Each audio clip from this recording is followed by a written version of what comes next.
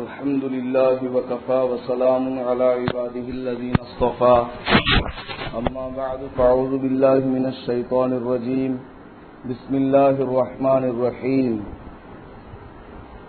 واتل عليهم نبأ الذي آتيناه آياتنا فانسلخ منها فأتبعه الشيطان فكان من الغاوين ولو شئنا لرفعناه بها ولكنه أخلد إلى الأرض واتبع هواه فمثله كمثل الكلب إن تحمل عليه يلهث أو تتركه يلهث ذلك مثل القوم الذين كذبوا بآياتنا فاقصص القصص لعلهم يتفكرون صدق اللہ العظیم.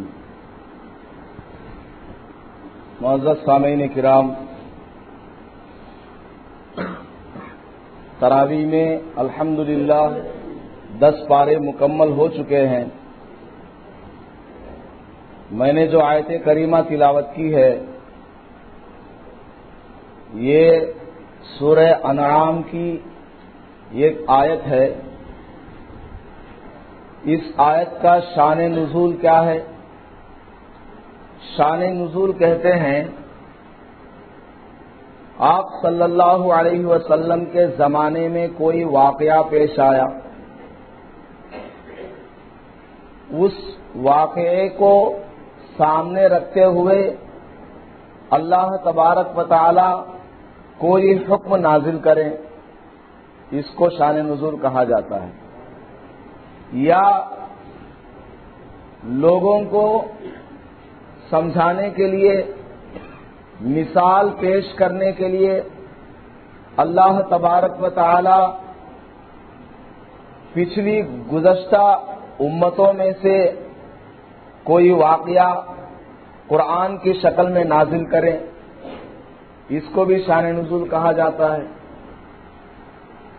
یا حضور کے زمانے میں کسی مسئلے میں اختلاف ہو گیا، اللہ تبارک و تعالی نے اس اختلاف کو دور کرنے کے لیے کوئی آیت نازل کی، تو اس کو بھی شان نزول کہا جاتا ہے. اور بھی بہت ساری باتیں ہیں جس کے متعلق کہا جا سکتا ہے کہ یہ شان نزول ہے. تو میں نے جو آیت کریمہ آپ حضرات کے سامنے ابھی تلاوت کی ہے، اس آیت کا شان نزول یہ ہے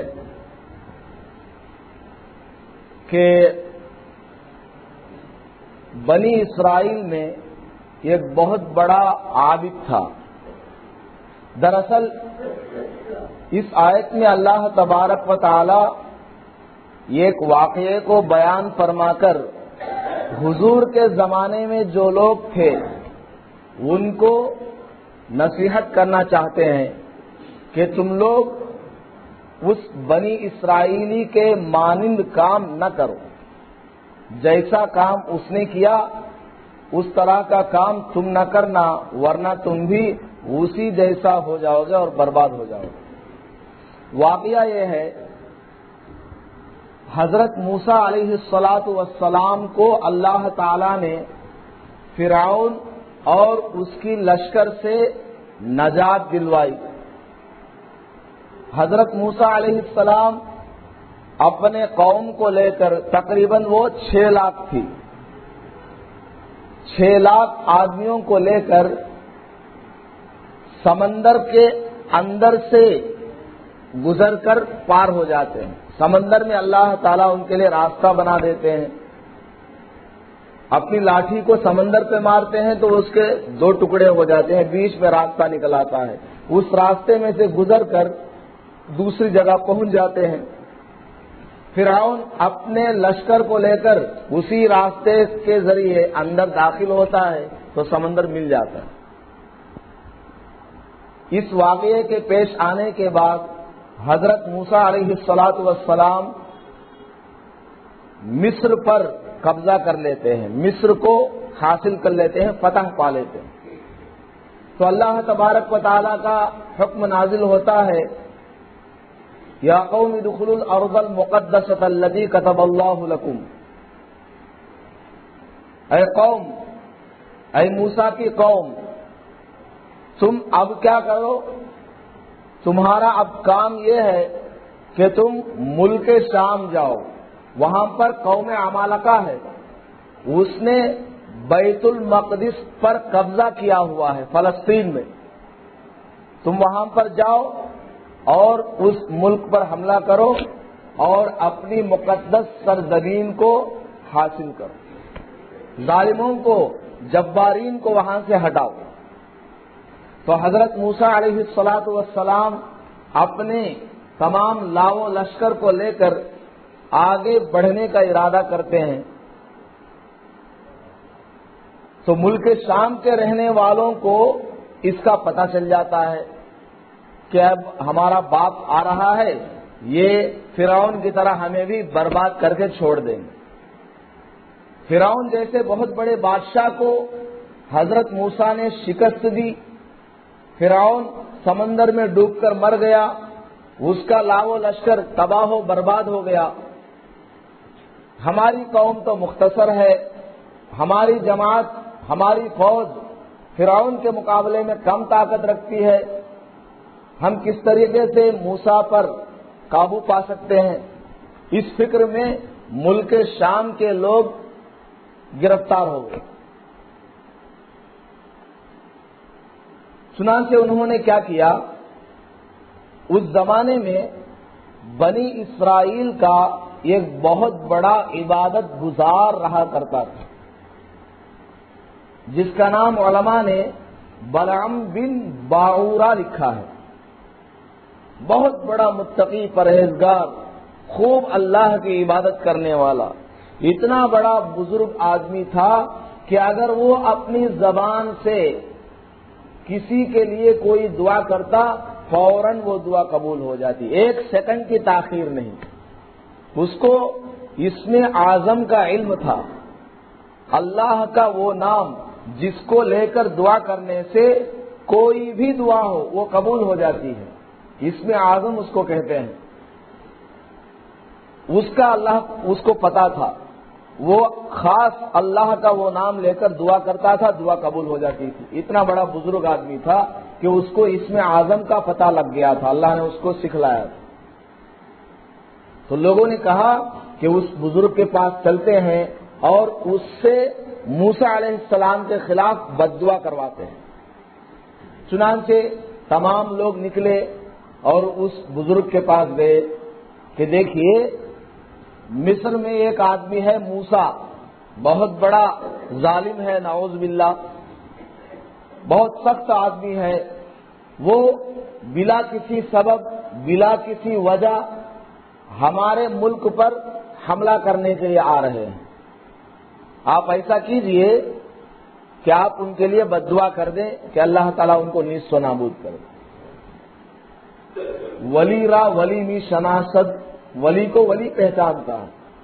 اس بزرگ نے کہا نہیں، تم لوگ جھوٹ بول رہے ہو، موسیٰ علیہ السلام تو اللہ کے پیغمبر ہیں، تم کیسے کہتے ہو کہ وہ ظالم ہے؟ پیغمبر تو معصوم ہوا کرتا ہے، گناہوں سے بچنے والا ہوتا ہے، وہ ظالم نہیں۔ لوگوں نے بہت اصرار کیا، نہیں حضرت کر دو کر دو کر دو، پورا بہت بڑا مجمع ان کے پاس گیا، سر پہ چڑھ گئے، حضرت آپ کو کرنا ہے آج دعا۔ انہوں نے لوگوں کو سمجھانے کے لیے کہا اچھا ٹھیک ہے، میں استخارہ کرتا ہوں، اللہ سے مشورہ لیتا ہوں۔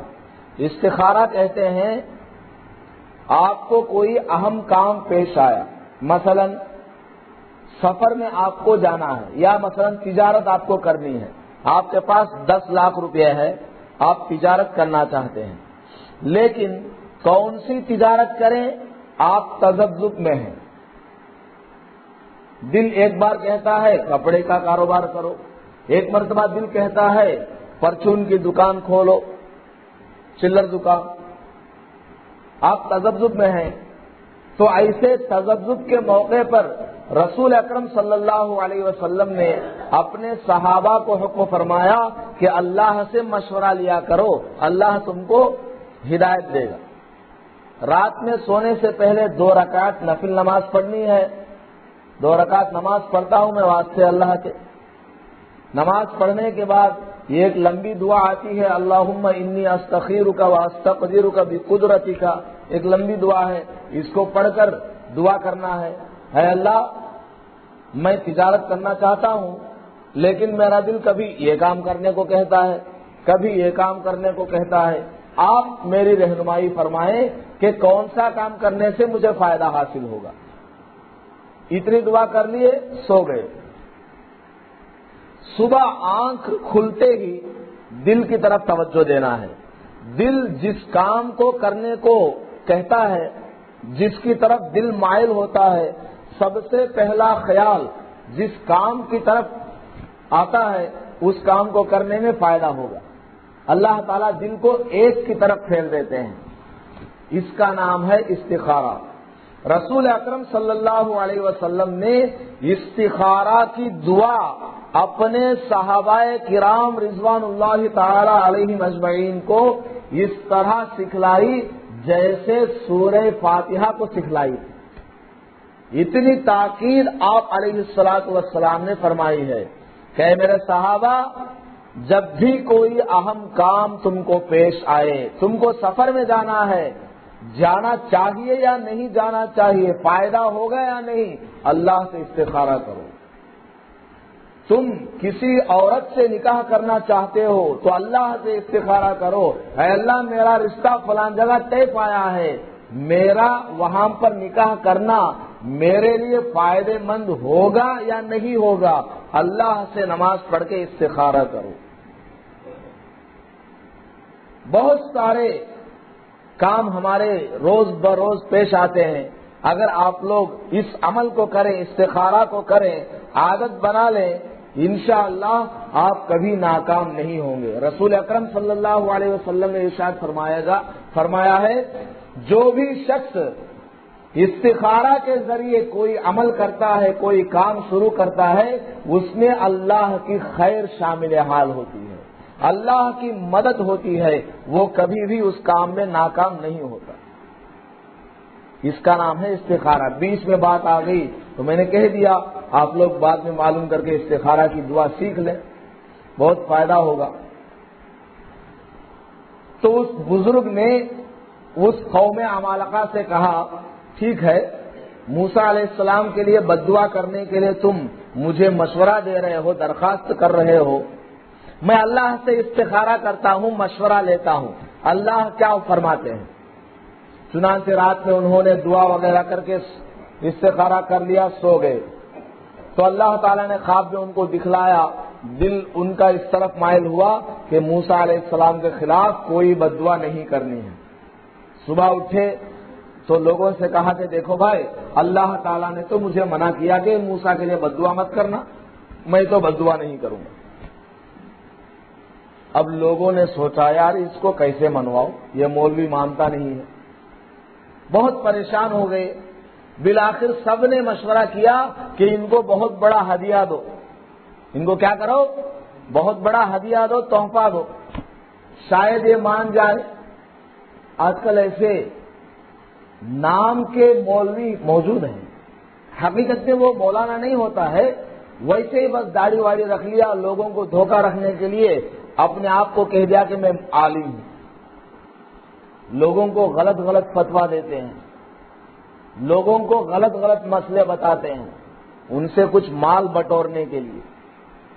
شوہر نے اپنی بیوی کو 3 طلاق دے دیا، بیوی کہہ دیا کہ جاؤ تم کو 3 طلاق، غصے میں آ کر بعد میں اس کو پچھتاوا ہوا، ارے رے میں نے بہت غلط کام کیا، میں نے اپنی بیوی کو 3 طلاق دے دیا۔ اپنی بیوی کو کوئی شخص اگر 3 طلاق دیتا ہے تو وہ بیوی اس کے لیے حرام ہو جاتی ہے، اب وہ اس کے ساتھ رہ نہیں سکتا۔ اب اگر وہ اس کے ساتھ رہنا چاہے تو طریقہ یہ ہے، بیوی عدت گزارے گی، 3 حیض آنے تک عدت گزارے گی، اس کے بعد وہ عورت دوسرے آدمی سے نکاح کرے گی، وہ اس کے ساتھ 1 رات گزارے گا جیسے میاں بیوی گزارتے ہیں، اس کے بعد وہ اپنی مرضی سے طلاق دے گا، پھر وہ عدت گزارے گی 3 حیض، اس کے بعد یہ پہلا شوہر اس سے نکاح کر سکتا ہے۔ 3 طلاق کا یہ مسئلہ ہے۔ بازاروں کے اندر ایسے بہت سارے نام کے مولوی، اصل میں وہ کوئی مولوی نہیں، ویسے ہی مولوی ہیں، ملتے ہیں بڑے بڑے شہروں میں، مدن پلی تو چھوٹا ہے، بڑے بڑے شہروں میں ایسا ہوتا ہے، وہ کہتے ہیں نہیں آپ کا کوئی طلاق ولا کچھ نہیں ہوا ہے، آپ دونوں آرام سے رہ سکتے ہیں، ہم آپ کو سرٹیفکیٹ لکھ کے دیں گے۔ تو اتنا بڑا سرٹیفکیٹ لکھ کے دیتا ہے اور کہتا ہے یہاں ہمارا ادارہ چل رہا ہے، یہ چل رہا ہے، بہانہ لوگوں کو پھسلانے کے لیے 5,000 روپے دے۔ اس طرح کاروبار لوگوں نے بنا رکھا ہے، پیسوں کے سامنے بک جاتے ہیں، 4 پیسے مل رہے ہیں، حق بات کو چھپا کے رکھ دیں گے، قرآن نے کیا کہا، حدیث نے کیا کہا، اس کو چھپا کے رکھیں گے پیسہ بٹورنے کے۔ بہرحال تو لوگوں نے سوچا کہ اس بزرگ کو کچھ رشوت میں ہدیہ پیش کرو، تو بہت سارا مال لوگوں نے اکٹھا کیا اور کہا حضرت یہ آپ کے لیے ہدیہ ہے، آپ بد دعا کر دیں موسیٰ کے لیے۔ حضرت نے کہا نہیں میں تو نہیں لیتا، مجھے نہیں چاہیے تمہاری یہ دنیا۔ انہوں نے کہا کہ ان کی بیوی کو پکڑو، ان سے کہو۔ بیوی کو سب نے پکڑ لیا کہ اتنا مال ہے، اتنا سونا ہے، تمہارا زیور بن جائے گا، ساڑی بن جائے گی، چولی بن جائے گی، مکان بن جائے گا، قبرستان بن جائے گا۔ اب بیوی جو ہے بہت خوش ہو گئی، اتنا مال آ رہا ہے، میرا شوہر کیوں نہیں بات مانتا اس کی۔ تو بیوی نے آخرکار بزرگ کو مجبور کیا، تمہیں سن لو، انہوں بولتے ہی باپ اتنے پیسے دیتے ہیں، تمہارا کنپا بن جاتا، یہ بن جاتا، وہ بن جاتا۔ بہت اس کو شوہر کو پٹا لیا۔ 2 چیزیں کیا ہیں انسان کو گمراہ کر دیتی ہیں، ایک مال، دوسرا جمال۔ مال تو ہے روپیہ پیسہ، جمال ہے عورت۔ یہ 2 چیزیں انسان کو گمراہ کرنے میں نمبر 1 ہیں۔ بڑے بڑے اکابر کو شیطان نے اگر گمراہ کیا، یا تو مال کے ذریعے کیا یا عورت کے ذریعے کیا، بڑے بڑے لوگ پھسل جاتے ہیں۔ تو بیوی نے بہت ان کو سمجھایا کہ اتنا پیسہ آپ کو مل رہا ہے، زندگی میں کبھی دیکھنے کو نہیں ملا، آپ ایک جملہ اپنی زبان سے نکال دیں تو کیا حرج ہے، بد دعا کر دیجئے، اس میں کیا ہے؟ بد دعا کرنا آپ کا کام ہے، قبول کرنا نہ کرنا اس کی مرضی ہے، آپ کا کام بد دعا کرنا، کر دیجئے، اس میں کیا ہے؟ تو بیوی کی بات وہ مان گئے۔ جیسے آج کل ہمارے لوگ، ہمارے مسلمان بھائی، مسجد میں رمضان کا مہینہ ہے، صبح کے وقت فجر کے بعد بیان میں سنا کہ داڑھی رکھنا رسول اللہ صلی اللہ علیہ وسلم کی مبارک سنت ہے۔ ہر مسلمان پر داڑھی ایک مشت کے بقدر رکھنا واجب ہے، داڑھی کا کٹانا یا شیونگ کرنا حرام ہے۔ ایک مسلمان آدمی نے سن لیا کہ بھائی داڑھی کٹے تو حرام کٹے، داڑھی رکھنا واجب کٹے، داڑھی نہیں رہی تو اللہ تعالیٰ ناراض ہوتا۔ حدیث میں آتا ہے اگر کوئی شخص داڑھی کٹایا ہوا ہو، کعبۃ اللہ کا طواف بھی کر رہا ہو، اس کے نام اعمال میں داڑھی کٹنے کا گناہ لکھا جاتا رہتا ہے کہ یہ شخص داڑھی کٹانے کی حالت میں طواف کر رہا ہے۔ یہ بہت بڑا گناہ ہے، داڑھی رکھنا چاہیے، واجب ہے داڑھی کا رکھنا۔ تو ایک مسلمان نے سن لیا کہ بھائی داڑھی رکھنا سنت ہے، واجب ہے ہر مسلمان پر، رسول اللہ کی سنت ہے، نہیں رکھیں گے تو گناہ ہوگا۔ اب بیچارہ اس نے ارادہ کر لیا اب داڑھی رکھیں گے، گھر گیا، چند دن کے بعد داڑھی کے بال نکل آئے، تھوڑے بڑے ہوئے۔ بیوی نے کہا کیا جی تم نایا سرو گئے، ایک وارم ہو گیا داڑھی کٹیج دینا تمہیں، جاؤ جی شیونگ کرا لے جائے۔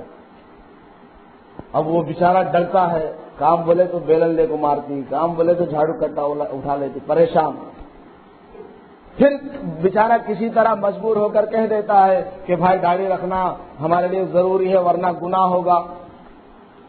لیکن بیوی جو ہے اس کو ادھر کی باتیں ادھر کی باتیں، جاؤ جی بڑے سنے مولوی صاحب پاتا ہوں سب بھی ویسا بولتے سب، داڑھی کٹا دیتی میں نے تو آنے دیتی تم نے، کھانا گنا بند۔ اب وہ بیچارہ بیوی کے باتوں میں آ کر فوراً جا کر داڑھی کٹا دیتا۔ تو اس بزرگ کو بیوی نے بہت بہکایا، بہت اکسایا کہ اتنا بڑا اماؤنٹ آپ کو مل رہا ہے، ایسا کبھی بھی زندگی میں دوسرا موقع آنے والا نہیں ہے، آپ بد دعا کر دیجیے۔ چنانچہ ان کا وقت آ گیا گمراہ ہونے کا، انہوں نے بد دعا کرنا شروع کر دی کہ اے اللہ موسیٰ علیہ السلام کی قوم کو بد دعا دے رہا ہوں. بد دعا شروع کر رہے ہیں. ساری قوم موجود ہے. قوم عمالقہ ملک شام کے لوگ بیٹھے ہوئے ہیں, حضرت بیٹھے ہوئے ہیں, ہاتھ اٹھا کر بد دعا کرنا چاہتے ہیں. اے اللہ موسیٰ علیہ السلام کی قوم کو برباد مت کر. یہ بد دعا کر رہے ہیں. یا اللہ موسیٰ کی قوم کو برباد مت کر, ملک شام کو برباد کر دے, قوم عمالقہ کو نیست و نابود کر دے. مسجد کے اندر خوب شور و غل, پورا مجمع چلا اٹھا, حضرت ہمارا کمپا ڈوب گیا. کیا بد دعا کر رہے آپ؟ انہوں نے کہا میں نے تو کہا کہ موسیٰ علیہ السلام کی قوم برباد ہو جائے اور قوم عمالقہ کامیاب ہو جائے, فتح یاب ہو جائے. لوگوں نے کہا نہیں حضرت, آپ نے موسیٰ کے لیے دعا کر دی, ہمارے لیے بد دعا کر دی. انہوں نے کہا بھائی میں نے کچھ نہیں کیا, میری زبان میری گرفت میں نہیں ہے. میں تو موسیٰ کے لیے بد دعا کرنا چاہ رہا ہوں, لیکن میری زبان سے تمہارے لیے بد دعا نکل رہی ہے. اللہ تعالیٰ میری زبان کو پکڑے ہوا ہے. ساری چیزیں اللہ کے قبضے میں ہیں. انسان زبان سے کچھ کہنا چاہ رہا ہے, کچھ نکل پڑ رہا ہے. وہ بزرگ موسیٰ علیہ السلام کے لیے بد دعا کرنا چاہتے ہیں, لیکن وہ بد دعا قوم عمالقہ کے سلسلے میں آتی ہے. جب بد دعا ہو گئی سارے لوگ پریشان. اب ہمارا کمپا ڈوبنا ضرور ہے, کیونکہ ان کی دعا ہر دعا کو اللہ تعالیٰ قبول فرمایا کرتا تھا. تو بہرحال ان کی بربادی کا وقت آ گیا اور بربادی کے آثار نظر آنے لگے. اور ادھر کیا ہوا, اس بزرگ کی جو زبان تھی یہ زبان نکل کر لٹک گئی. یہ زبان سینے پر آ کر لٹک گئی, اتنی لمبی ہو گئی, کتے کی طرح, کتے کی جو زبان ہوتی ہے. اللہ تعالیٰ نے فرمایا کہ اس شخص کو ہم نے اپنا علم اور حکمت عطا کیا تھا, ہم نے اس کو نیک اعمال کرنے کی توفیق دی تھی, ہم نے اس کو مستجاب الدعوات بنایا تھا, لیکن اس نے مال کی محبت میں اور اپنے عورت کی محبت میں آ کر ہماری نافرمانی کی. ہمارے ایک پیغمبر کے لیے بد دعا کرنے کا ارادہ کیا اور بد دعا بھی کر دی, لیکن ہم نے زبان سے کچھ اور جاری کروا دیا, لیکن اس نے ارادہ کیا, بد دعا کی ہمارے پیغمبر کے لیے. اس لیے اس کی سزا کیا ہے, فَمَثَلُهُ كَمَثَلِ الْكَلْبِ, اس کی مثال ایسے جیسا کہ کتا. جتنی بھی مخلوق دنیا کے اندر رہتی ہے سانس لینے والی, وہ سب کے سب سانس لیتی ہے. گرم ہوا اندر سے باہر پھینکتی ہے ہائیڈروجن, اور ٹھنڈی ہوا آکسیجن کو اندر لیتی ہے. اس سانس کو لینے اور باہر کرنے میں انسان کو اور دیگر مخلوقات کو زور لگانے کی ضرورت نہیں ہے, آٹومیٹک یہ سانس کا کام چلتا رہتا ہے. بات آدمی کرنا چاہے تو ارادہ کرنا پڑتا ہے, اٹھ کر کھڑا ہونا چاہتا ہے تو ارادہ کر کے کھڑا ہونا پڑتا ہے, لیکن سانس کا سسٹم اللہ نے ایسا آٹومیٹک بنایا ہے کہ آدمی چاہے ارادہ کرے نہ کرے سانس کا سسٹم چلتا رہتا ہے. اتنا آسان بنایا. کیوں؟ اس لیے کہ سانس انسان کے لیے بہت ضروری ہے, ہر مخلوق کے لیے, ہر جاندار کے لیے امپورٹنٹ ہے, اس کے بغیر وہ زندہ نہیں رہ سکتا. لیکن کتا ایک ایسا جانور ہے, اگر وہ سانس لینا چاہے اس طرح ہانپنا پڑے گا. کتا ایک ایسا جانور ہے, اگر وہ سانس لینا چاہے تو اس کو محنت کرنی پڑے گی, اس کو ارادہ کرنا پڑے گا. بغیر کسی ارادے کے کتا سانس نہیں لے سکتا. آپ چاہے کتوں کے ڈاکٹر سے پوچھ لیں, قرآن میں لکھی ہوئی بات ہے. تو سانس لینے کے لیے کتے کو ارادہ کرنا پڑتا ہے, محنت کرنی پڑتی ہے. بغیر ارادے کے وہ سانس اپنا لے اور نکال نہیں سکتا. تو اللہ تعالیٰ نے اس بزرگ کو جو مال کی محبت میں, بیوی کی محبت میں آ کر اللہ کی نافرمانی کی, اس کو کتے کے مانند کر دیا. کتے کی طرح ان کی زبان لٹکتی رہتی تھی ہمیشہ، جب بھی دیکھو اس طرح ہانپ کر وہ سانس لیا کرتے تھے۔ یہ اللہ نے ان کو دنیا میں عذاب دی اور آخرت کا عذاب تو ہے ہی۔ تو اس بزرگ نے کہا کہ دیکھو میری دنیا بھی برباد ہو گئی بد دعا کرنے کی وجہ سے، اور میری آخرت بھی برباد ہو گئی، لیکن کام تو نہیں بنا۔ موسیٰ علیہ السلام کے لیے تم جو بد دعا کرانا چاہتے ہو، جس مقصد کے لیے تم میرے پاس آئے، وہ کام تو نہیں بنا۔ میں تم کو ایک ترکیب بتاتا ہوں، اس پر عمل کرو گے تو تمہارا کام بن جائے گا۔ جس مقصد کو لے کر تم یہاں آئے تھے اس مقصد میں تم کامیاب ہو جاؤ گے۔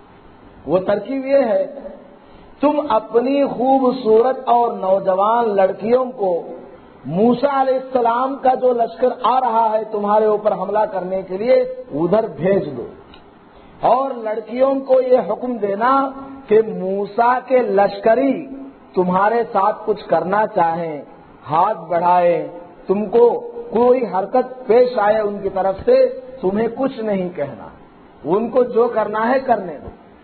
اس ترکیب کو تم کرو گے تو انشاءاللہ تمہاری کامیابی ہو جائے گی، کیونکہ موسیٰ علیہ السلام کی قوم جب تمہاری نوجوان لڑکیوں کے ساتھ غلط کام کا ارتکاب کرے گی، یہ زنا اتنا بڑا گناہ ہے، اتنی بہت بڑی برائی ہے کہ اللہ تبارک و تعالیٰ سے زمین التجا کرتی ہے، درخواست کرتی ہے، اے اللہ میرے جس حصے پر تیری برائی کا کام ہو رہا ہے، اے اللہ مجھے حکم دے، میں پھٹ جاؤں گی اور ان دونوں کو نگل جاؤں گی۔ اتنا بہت بڑا پاپ ہے۔ جب موسیٰ علیہ السلام کے لشکری اس کام میں مشغول ہوں گے تو اللہ کی رحمت، اللہ کی مدد ان سے اٹھ جائے گی، پھر وہ تمہارے اوپر حملہ بھی کریں وہ کامیاب نہیں ہوگی، تم کامیاب ہو جائے۔ چنانچہ ملک شام کے لوگوں نے اپنی نوجوان لڑکیوں کو بھیج دیا لشکریوں کو پریشان کرنے کے لیے۔ اب لشکریوں میں وہ گھس گئیں، اپنا بدن دکھاتی ہوئی، گاتی ہوئی، تو لشکر میں سے ایک بہت بڑا جو سردار تھا اس نے ایک لڑکی کے ساتھ زناکاری کر لی، جس کی وجہ سے اللہ تبارک و تعالیٰ نے طاعون کی بیماری پھیلا دی۔ وہ ایسی بیماری تھی کہ ایک دن میں 70,000 آدمی مر گئے، ایک ہی دن میں 70,000 آدمی مر گئے۔ 6 لاکھ کا وہ مجمع تھا، ان میں سے ایک دن میں 70,000 آدمی مر گئے اس بیماری کی وجہ سے۔ بہت بری بیماری اللہ نے دی۔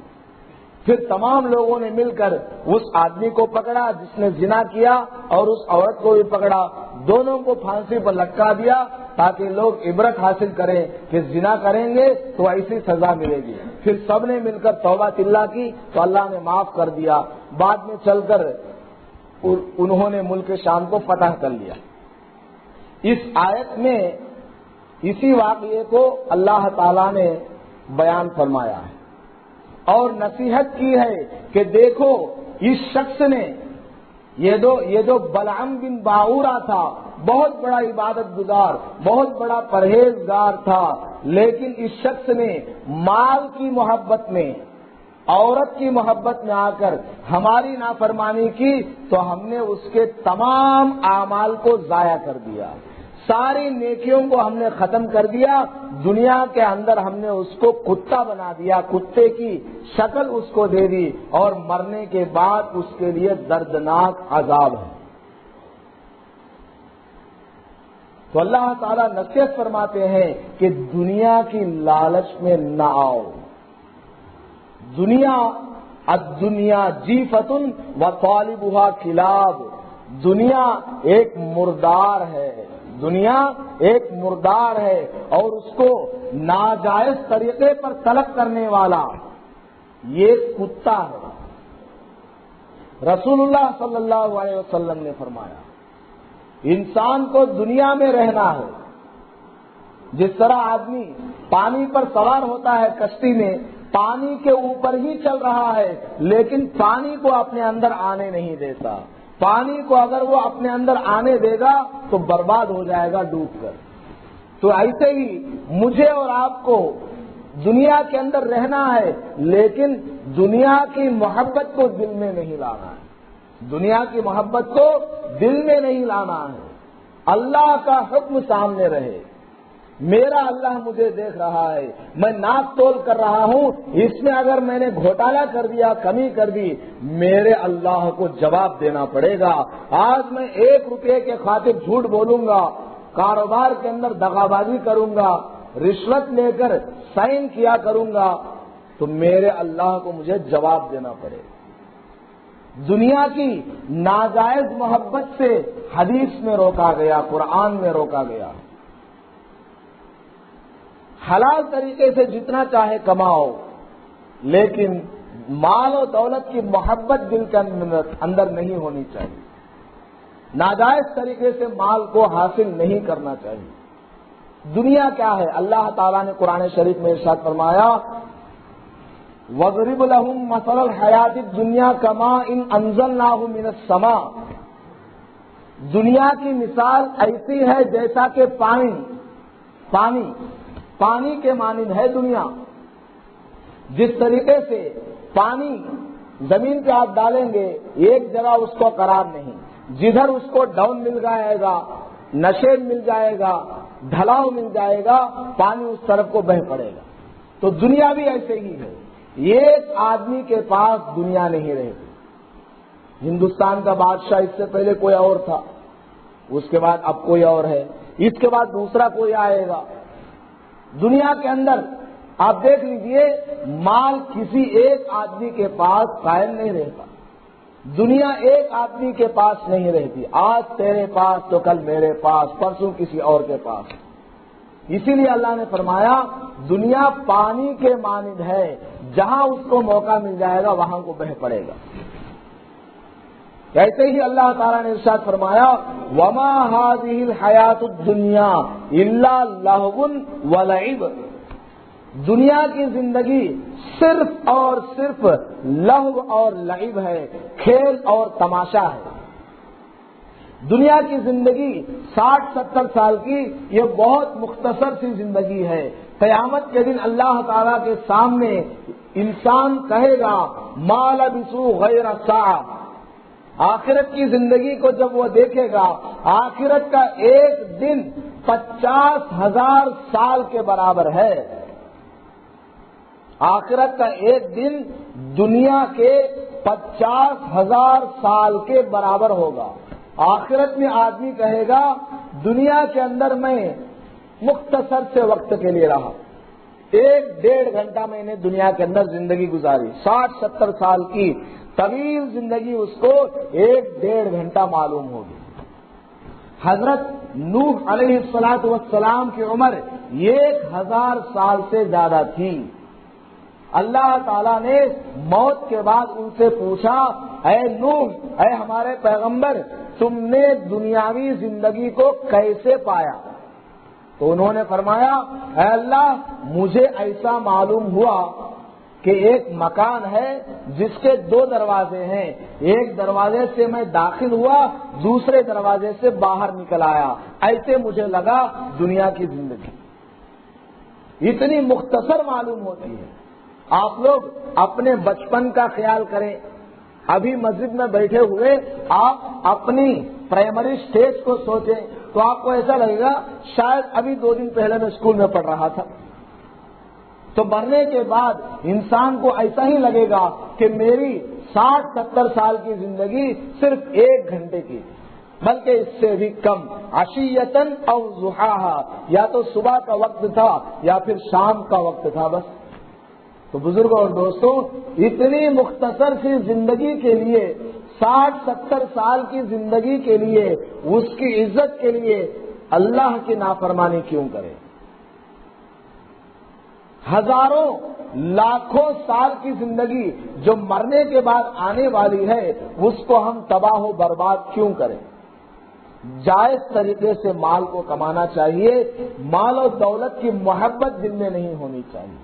نماز کا وقت ہوا، اذان ہو گئی، مؤذن صاحب نے پکارا حی علی الصلاۃ، نماز کی طرف چلو، تو ہمارے ہاتھ فوراً اپنے کام سے رک جانا چاہیے، اب میرے پروردگار کا پکارا آیا ہوا ہے، بلاوا آیا ہوا ہے، میری حاجت روائی کرنے والا وہ ہے، میرے تمام کام بنتے ہیں مسجد میں جا کر، میں اپنا کام چھوڑتا ہوں، نماز کو چلتا ہوں، اپنے کاموں کو آگے پیچھے کر کے اللہ کے حکم کو پورا کرنے کے لیے چلنا چاہیے۔ اپنے دکان کو 10 منٹ کے لیے 15 منٹ کے لیے بند کریں گے تو اللہ تعالیٰ آپ کے دکان میں کوئی نقصان نہیں پہنچائے گا۔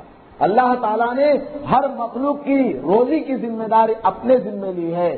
جو آدمی 5 وقت کی نماز پابندی کے ساتھ پڑھتا ہے، جماعت کبھی ملی کبھی نہیں ملی لیکن کم از کم پڑھتا ہے، 5 وقت کی نماز پابندی کے ساتھ پڑھتا ہے، تو اللہ تبارک و تعالیٰ اس کا جو روزی کا مسئلہ ہے آسان کر دیتے ہیں۔ پڑھ کے تو دیکھیں، 40 دن آپ روزانہ کنٹینیو سے 5 وقت کی نماز پڑھ کے دیکھیں، بغیر کسی ناغا کے، بغیر چھوٹے ہوئے، اور اللہ سے دعا کریں آپ کا روزی کا مسئلہ حل نہ ہو۔ جب پوچھے آپ 5 وقت کی نماز پڑھنے پر اللہ تعالیٰ روزی کو اس طرح دیتے ہیں جیسے کہ آپ نے مرغی کے سامنے کٹورے میں دانے رکھ کے دے دیا، اور جو آدمی نماز نہیں پڑھتا، اللہ کی عبادت سے دور بھاگتا ہے، اس کو بھی اللہ روزی دیتے ہیں، لیکن اس طرح دیتے ہیں جیسے مرغی کے سامنے دانے اٹھا کر پھینک دیا ہو، جہاں ملے وہاں جا کے چن لے۔ نماز پڑھنے والے کو کٹورے میں رکھ کے پیش کرتے ہیں آسانی کے ساتھ۔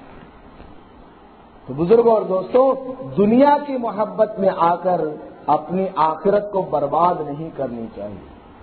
ہم اور آپ دیکھتے ہیں پیسوں کے لالچ میں آ کر کتنے قتل غارت گری ہو رہے ہیں، بھائی بھائی کو مارنے پر تلا ہوا ہے، ایک لڑکا اپنے باپ کو چھوڑنے کے لیے تیار لیکن پراپرٹی کو چھوڑنے کے لیے تیار نہیں۔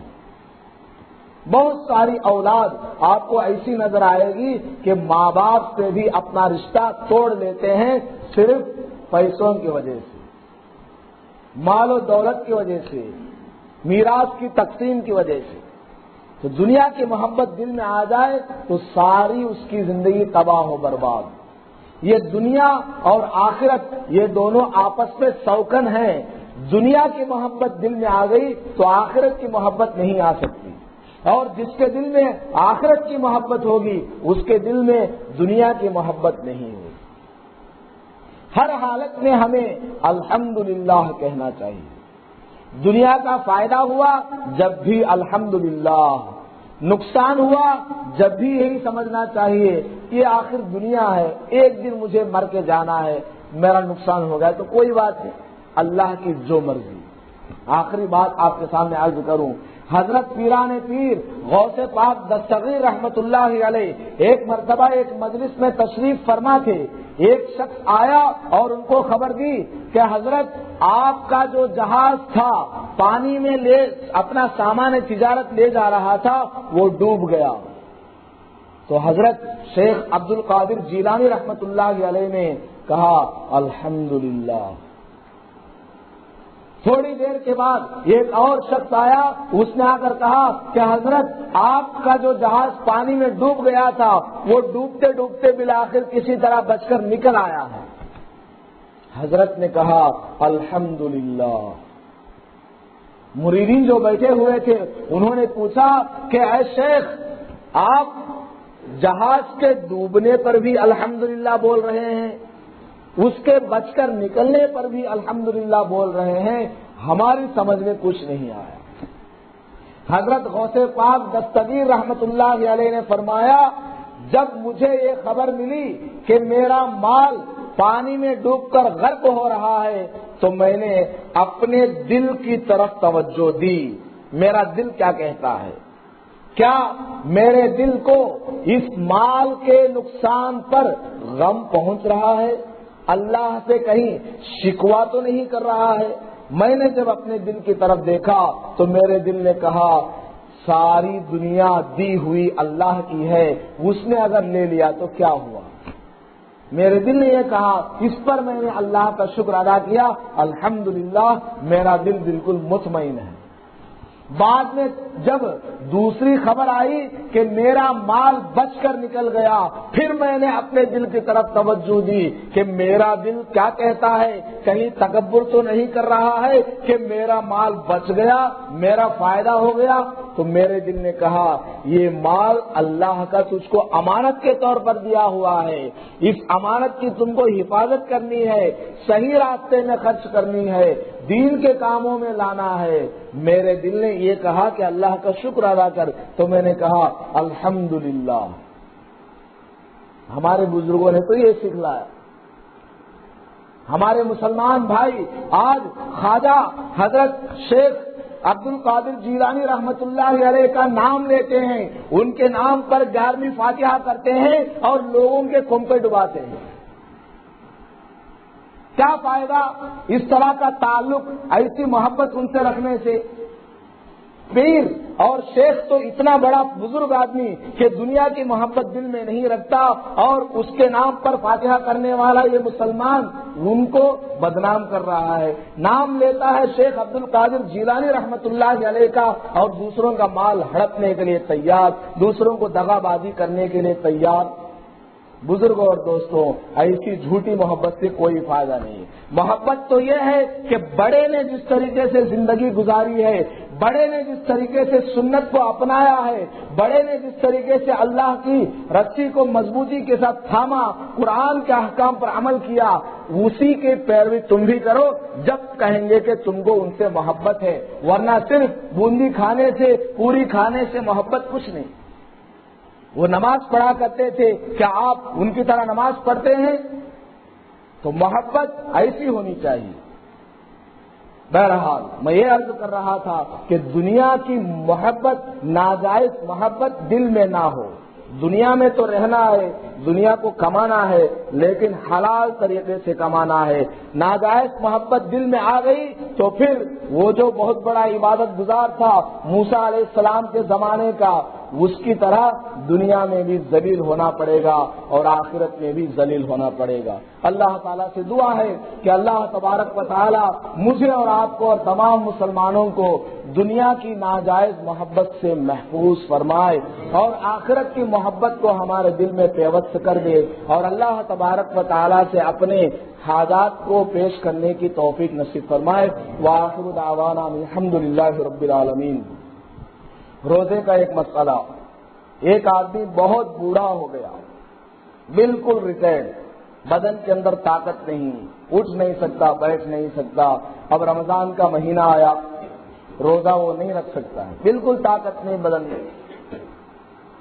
اب اس کے لیے کیا مسئلہ ہے؟ کیا روزہ معاف ہے؟ نہیں، روزہ معاف نہیں۔ ایک روزے کے بدلے میں ایک فطرے کا پیسہ کسی غریب کو دینا ہے، یہ ہے اس کا مسئلہ۔ ایک روزے کے بدلے میں ایک فطرہ 40 روپے 50 روپے جو ہوتا ہے، ایک روزے کے بدلے میں ایک فطرہ، اس کو کہتے ہیں فدیہ، کسی غریب کو دینا ہے، یہ مسئلہ ہے۔ پورا رمضان اس طرح کرے یا رمضان کے بعد دے، جب بھی اس کے پاس پیسے حاصل ہو جائیں 30 روزے کے بدلے میں 30 فطرے، یعنی تقریباً 1500 روپے کسی غریب کو یا مدرسے کو دے۔ مسجد کو نہیں دینا چاہیے، مسجد میں پاک مال دیا جاتا ہے، یہ سب ناپاکی ہے، زکوٰۃ کا پیسہ، فدیے کا پیسہ، یہ سب ٹیکس ہے، یہ غریبوں کو دینا ہے، بیوہ، یتیم، مسکین، مدرسے وغیرہ کو۔ تو یہ مسئلہ ان کا ہے، بعد میں غریبوں کو دے دیں۔ لیکن بعد میں کیا ہوا، اللہ نے اس کو طاقت دے دی، بوڑھا آدمی تھا لیکن اللہ کا کرشمہ ایسا ہوا کہ اس کو طاقت آ گئی، تو اب پھر رمضان میں جتنے روزے اس نے چھوڑ دیا تھا سب کی قضا کرنی پڑے گی۔ جو اس نے 1500 روپیہ دیا، روزے کا فدیہ ادا کیا، اس کا ثواب اللہ تعالیٰ الگ سے دیں گے۔ لیکن اب طاقت آ گئی، تندرستی آ گئی، روزہ رکھنے کے بقدر طاقت آ گئی، تو اب اس کو روزہ رکھنا ضروری ہے، قضا کرنی پڑے گی تمام روزوں۔ یہ اس کا مسئلہ ہے۔ اللہ تعالیٰ ہم سب کو دین کے تمام مسائل کو حاصل کرنے کی توفیق نصیب فرمائے، آمین۔ اور ایک بات یہ ہے، ہم نماز میں بہت دیکھتے رہتے ہیں، لوگ تصویر والے کپڑے پہنتے ہیں، تصویر والے کپڑے کو پہن کر نماز پڑھنے سے اس کی نماز مکروہ تحریمی بن جاتی ہے، حرام کے قریب ہوتا ہے۔ اتنا بڑا اس کو گناہ ہوتا ہے. نماز تو ادا ہو جائے گی، فرض اس کے سر سے اتر جائے گا، لیکن نماز کا جو ثواب ملنا چاہیے ایک ذرہ برابر اس کو نہیں ملے گا. تو تصویر والے کپڑے، مگرمچھ کہیں بنا ہوا ہے، کہیں گدھا بنا ہوا، کہیں سور بنا ہوا ہے، پتہ نہیں کیسے کیسے کپڑے پہنتے ہیں، خود اس کی نماز بھی خراب، اس کے ساتھ جو پڑھ رہا ہے اس کی نماز بھی خراب ہے. تو گناہ اسی کو ہوگا. اور ایسے ہی بعض لوگ کیا کرتے ہیں، ایسے ٹی شرٹ پہنتے ہیں نوجوان کہ اس کے اوپر پورا نیوز پیپر کا پرنٹ لگا ہوا ہے، پورا نیوز پیپر پڑھ سکتے ہیں، پورا انگلش میں لکھا ہوا ہے. کیا بےہودہ محبت ہے انگریزی سے. صاف ستھرے کپڑے پہنا کیجیے، کوئی بھی اس پہ تصویر نہ ہو، کوئی حرف نہ ہو، بالکل سیدھا سادہ کپڑا پہننا چاہیے. اور ہاف شرٹ پہن کر نماز پڑھنا مکروہ ہے، یہ بھی یاد رکھیں. ہاف شرٹ پہن کر نماز پڑھنا یہ مکروہ ہے، فل شرٹ ہونا چاہیے. اسکول کے بچے بیچارے مجبور ہوتے ہیں، اسکول کا یونیفارم ہوتا ہے، ان کے لیے تھوڑا ایگزمپشن ہے. ایگزمپشن کا مطلب یہ نہیں کہ وہ جائز ہو گیا، نہیں، مجبور ہے، چلو چلتا ہے. لیکن دیگر لوگ جن کو یونیفارم پہننے کی کوئی پابندی نہیں ہے، فل شرٹ پہنا کریں نماز کے وقت. نماز کے بعد آپ چاہے ننگے گھومے بازار میں.